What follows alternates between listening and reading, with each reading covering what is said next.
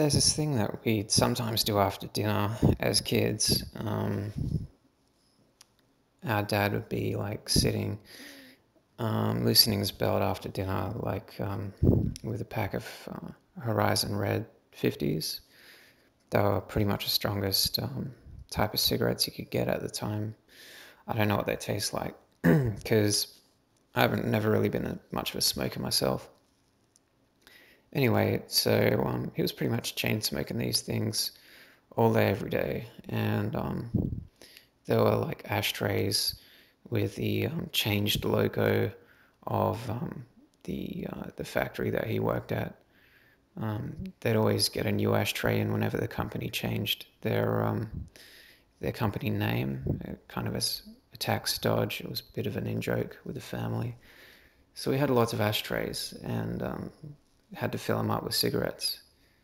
And yeah, so he'd say, "Come on, let's have a box, shall we, kids?"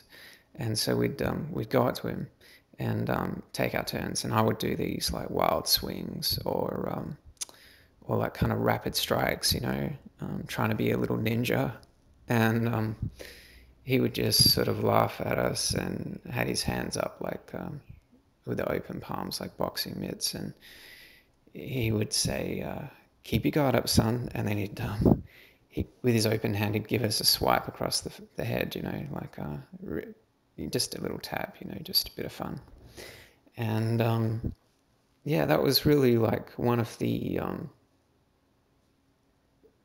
things I really remember from being a kid about my dad. Um, he was a lot older. Like a lot of people thought he was my granddad.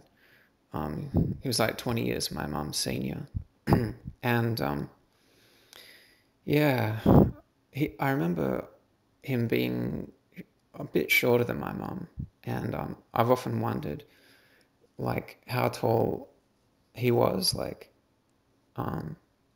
because he was like a boxer himself. He was like bantamweight. I don't even know what that means, but I know it's pretty small.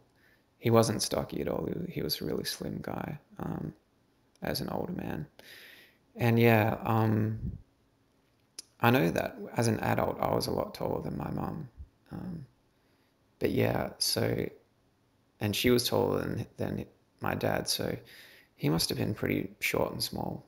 So bantamweight must be really like, I don't know. I think it's got something to do with chickens. I think that there's an illusion there, but I don't know what it is. Anyway, yeah, so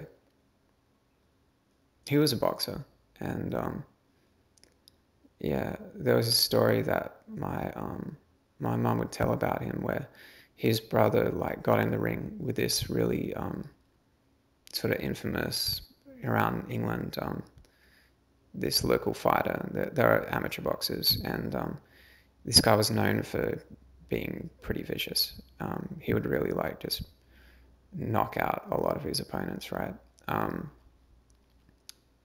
and yeah, so he hurt my dad's brother pretty bad. I really can't remember exactly how this story goes, but my dad's brother was sort of like didn't want to go down. He was a bit proud and stuff, so he would kind of resist getting knocked fully onto the canvas, and eventually, like this this fighter guy that he was up against really brutalized him and pretty much sent him to the hospital. So my dad was really pissed off about it, like as you would be.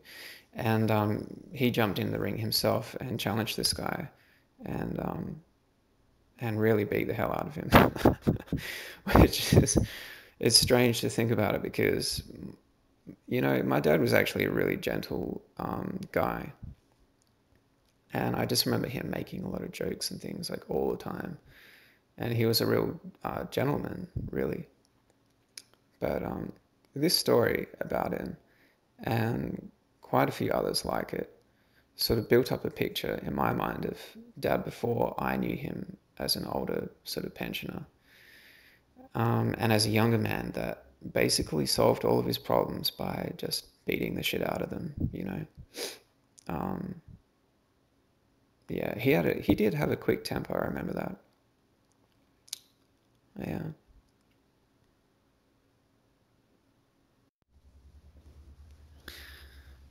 So yeah, my dad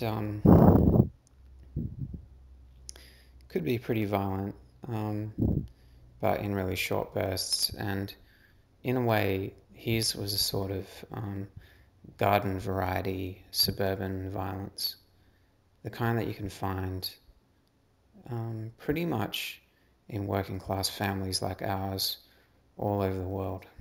Um, Probably like middle class families too. I've observed the same sort of thing, though it's much less physical generally, more like then it sort of sublimates to this emotional abuse instead. That's at least in my limited experience what I've seen.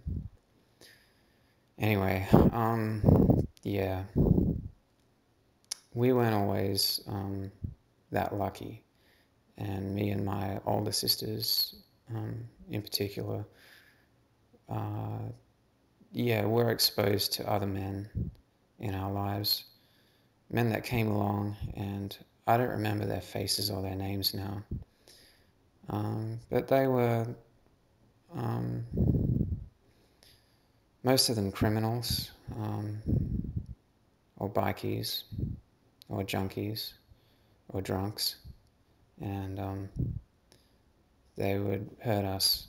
And most of my memories of them as a small child was just kind of like dark, and their faces were shrouded in darkness.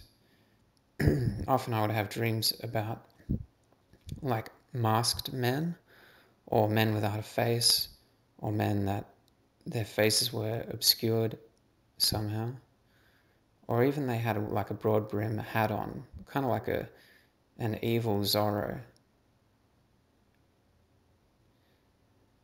Anyway, um, a lot of my memories, they would just strike seemingly out of nowhere, and it was really terrifying.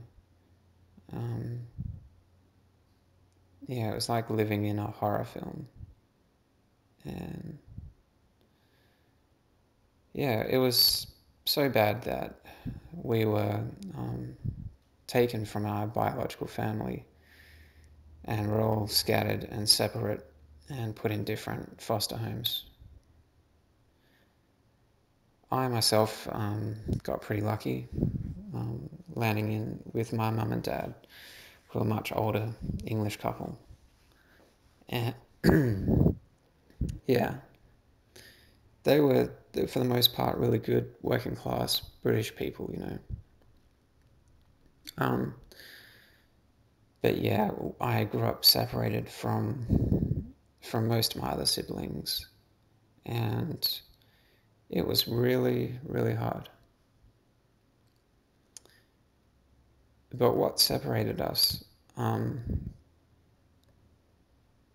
this like violence, was so terrifying and so like unknowable to me as a child. Like it just is kind of like just this blank nothing face. I couldn't see why anyone would be that violent or where it came from. Um, but yeah, as I grew older and started to really think about these things, about violence in society in general, not just my own history, um, and did some research, it actually became pretty clear that there's violence in the social fabric of our reality, like all of our reality. Um, like there's violence implicit in our day-to-day interactions with each other, and under the surface of social life. And this is, I mean, there's been violence all throughout human history, right? From like, you know,